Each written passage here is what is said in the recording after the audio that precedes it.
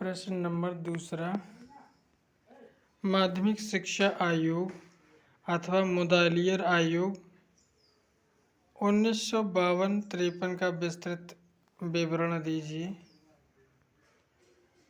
मुदालियर आयोग के अनुसार शिक्षा के क्या उद्देश्य होने चाहिए? मुदालियर कमीशन या मुदालियर आयोग के अनुसार शिक्षा के क्या उद्देश्य होने चाहिए अथवा मुदालियर आयोग की व्यावसायिक शिक्षा संबंधी सुझाव क्या हैं? माध्यमिक शिक्षा मुदालियर आयोग या 1952-1953 स्वतंत्र भारत की आर्थिक, सामाजिक एवं राजनीतिक परिस्थितियों में अत्यंत द्रुत गति से परिवर्तन होते रहे थे। इन परिस्थितियों में समन्वय की स्थापना करने के लिए माध्यमिक शिक्षा का पुनर्गठन करने की आवश्यकता का अनुभव किया गया। इसीलिए सन 1948 में केंद्रीय शिक्षा सलाहकार बोर्ड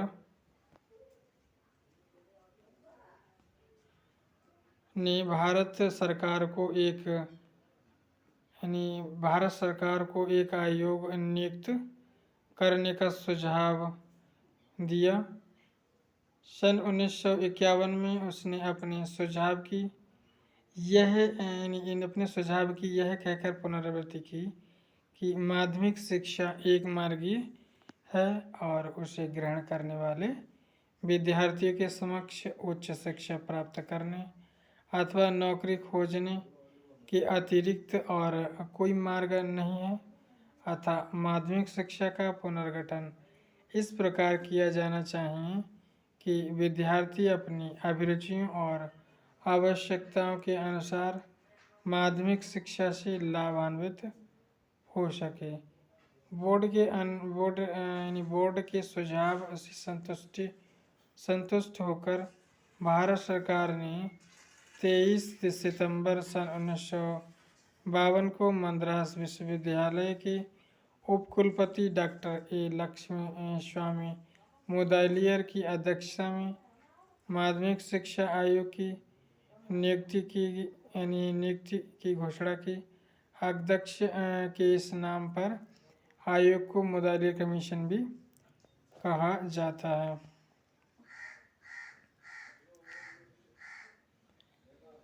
आयोग की जांच के विषय में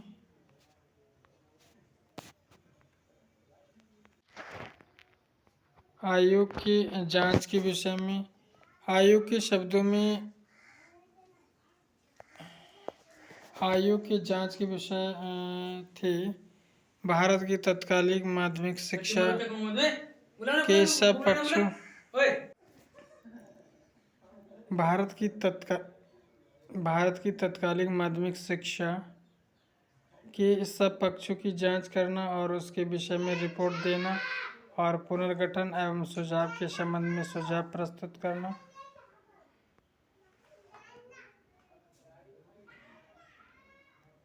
माध्यमिक शिक्षा के उद्देश्य आयोग ने भारत की आर्थिक, सामाजिक एवं राजनीतिक आवश्यकताओं को ध्यान में रखकर माध्यमिक शिक्षा की अग्रलिखित उद्देश्य निर्धारित किए हैं।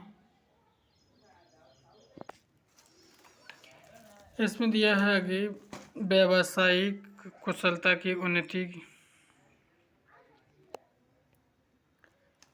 माध्यमिक शिक्षा का पहला उद्देश्य छात्रों में व्यावसायिक कुशलता की उन्नति करना होना चाहिए। अतः माध्यमिक शिक्षा में औद्योगिक एवं व्यावसायिक विषयों को स्थान दिया जाना चाहिए। इन विषयों की शिक्षा से छात्रों और देश दोनों का हित होगा। छात्र अपनी शिक्षा समाप्त करने के पश्चात किसी व्यवसाय को स्वतंत्र रूप से ग्रहण कर सकेंगे, अतः उनकी नौकरी खोजने के लिए इधर उधर नहीं भटकना पड़ेगा। देश का हित यह होगा कि उसे अपने विभिन्न उद्योगों तथा व्यवसायों के लिए प्रशिक्षित व्यक्ति सरलता से मिल जाएंगे। नेतृत्व का विकास। माध्यमिक शिक्षा का दूसरा उद्देश्य छात्रों में नेतृत्व ग्रहण करने की क्षमता का विकास करना होना चाहिए। अतः माध्यमिक शिक्षा का आयोजन इस प्रकार किया जाना चाहिए जिससे छात्र सामाजिक, सांस्कृतिक, औद्योगिक, व्यावसायिक, राजनीतिक क्षेत्रों में नेतृत्व का दायित्व ग्रहण कर सके। प्रजातंत्र तभी सफल हो सकता है जब इन क्षेत्रों से नेतृत्व का दायित्व ग्रहण करने वाले व्यक्ति उपलब्ध हों।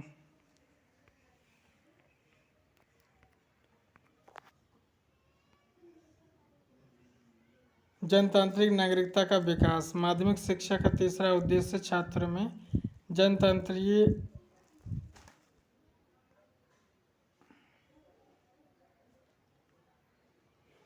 जनतंत्रीय नागरिकता का विकास करना होना चाहिए।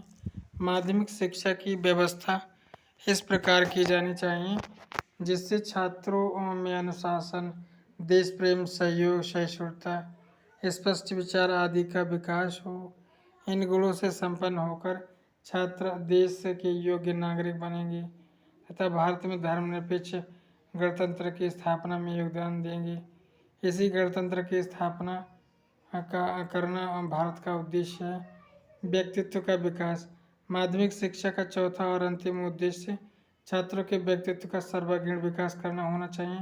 अतः माध्यमिक शिक्षा का संगठन इस प्रकार किया जाना चाहिए जिससे छात्रों का साहित्यिक, सांस्कृतिक एवं कलात्मक विकास हो। इस प्रकार के इस विकास के फलस्वरूप छात्र अपने सांस्कृतिक विरासत के महत्व को समझ सकेंगे और उसकी वृद्धि में योगदान दे सकेंगे। माध्यमिक शिक्षा का नवीन संगठित स्वरूप। आयोग ने माध्यमिक शिक्षा के संगठन को देश की नवीन परिस्थितियों के लिए अनुपयुक्त बताकर उसके पुनर्संगठन पर बल दिया है। इस संबंध में उसने निम्नलिखित सुझाव दिए हैं। माध्यमिक शिक्षा की अवधि 7 वर्ष की होनी चाहिए। माध्यमिक शिक्षा की अवधि निम्नलिखित 2 स्तरों में विभक्त की जानी चाहिए।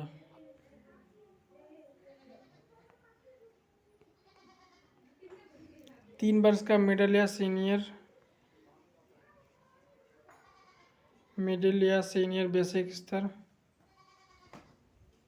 4 वर्ष का उच्चतर माध्यमिक स्तर। डिग्री कोर्स की अवधि 3 वर्ष की कर दी जानी चाहिए। माध्यमिक शिक्षा 11 से 17 वर्ष की अवस्था के बालकों एवं बालिकाओं के लिए होनी चाहिए।